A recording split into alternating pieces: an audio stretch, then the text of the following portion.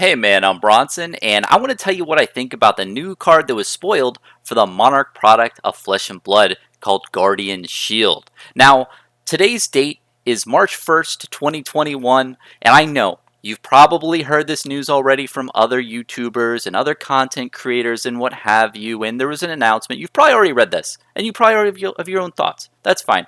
But I'm a little late to the party, but I'm going to tell you what I think of this card and how I think it's going to change the meta for the cards in 2021. Now, this Monarch product is amazing, and the unlimited print run was phenomenal back in 2020. It was a major hit. There's a lot of new people into the game, so this Monarch product is getting hyped, and this is a perfect addition to the card set. As you've seen in the past, there's a lot of different decks that prolong the game and do a lot of damage incrementally over time. Notably, the Katsu Death by 1,000 Cuts deck, which attacks multiple times a turn and does 1 damage each.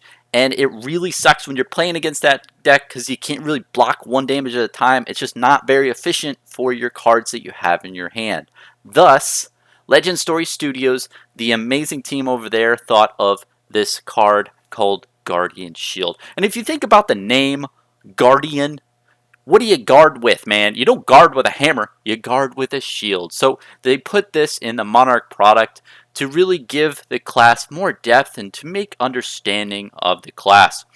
And what I've heard from other content creators and what I've heard from Matt Rogers, he's really trying to build his decks around this. As you know, he really likes to dash control type deck, and he likes to bash out a bunch of pew pew shots with his Tecloplasmo pistol, and this card is really threatening against those types of decks. So Matt's been talking about this card in detail on his YouTube channel. He has over 2,000 viewers, and he is really known in the community, so I wanted to give him a shout out. But he's been really talking about this card, and he thinks it's going to be amazing in the meta.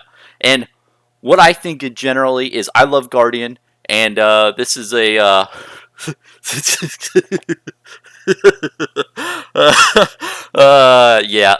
I made all this up. So if you don't know, if this is the future, this is currently October 25th, 2020.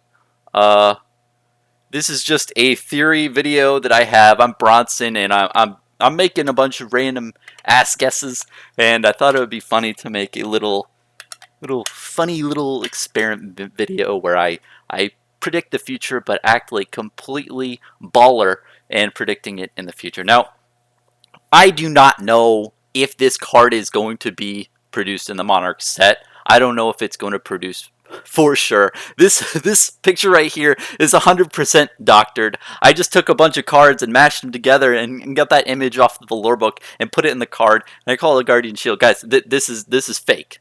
This is fake news, as people might say. But it's not fake news in a way where I honestly think that this is going to happen in Flesh and Blood. I think there's going to be a card like this in Flesh and Blood that gets produced, especially for the Guardian class. And I was serious before. There's a lot of decks, especially the Katsu deck, and then there's the Cave Dean merchant deck. There's a lot of decks in Flesh and Blood currently that try to nitpick with the damage of doing 1 damage at a time and slowly going throughout the whole game.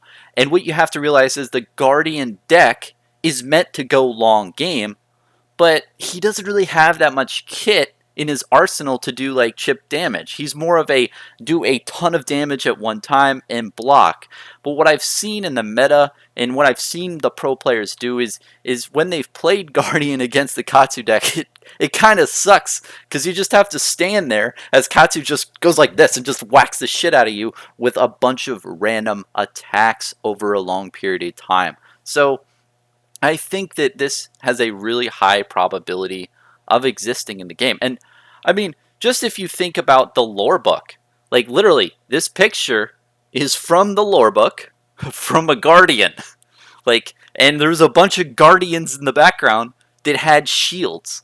Like, if you think about it in detail, this is probably going to be in the game. So I think that this is a really high likelihood chance of happening. This is a prediction video again. I know I tried to confuse you a little bit to make you laugh, but I really think that um, I really think that this is going to be seen in the game of Flesh and Blood. And honestly, I love Guardian, and I would definitely love to get a card like this, or I would definitely love to build a deck around this to prolong the game and have my shield up and block a bunch of attacks. And I don't know if it's gonna block two at a time or one at a time or three at a time.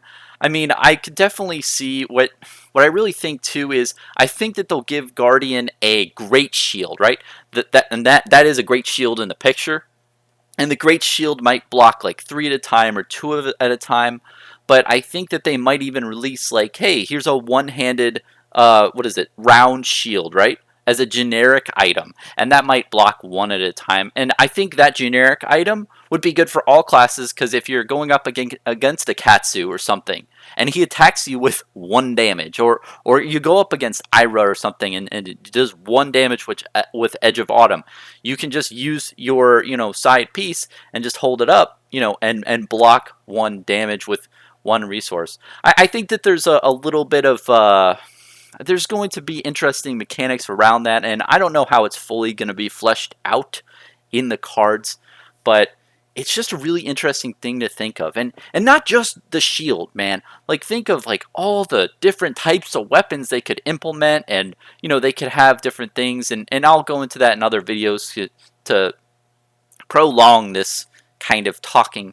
But I want to really kind of shed light about there's going to be really cool ways that Flesh and Blood can evolve, and it has a lot of potential to make really cool weapons like this and other stuff. And to close out the video as well, I really want to encourage you all to really think about Flesh and Blood, and think like I do and analyze it and think about the possibilities, and have your own opinions, because I feel like there's so many hidden things in Flesh and Blood, and there's so much content, and there's a lot of things where they're hinting at stuff, and I really feel if you look at all the potential that this game has and where they're going with it into the future, it's just looking very bright, and this game has legs, man. So thanks for watching, and let me know what you think. And if you have any other ideas of different weapons or stuff, hit me up. I'd love to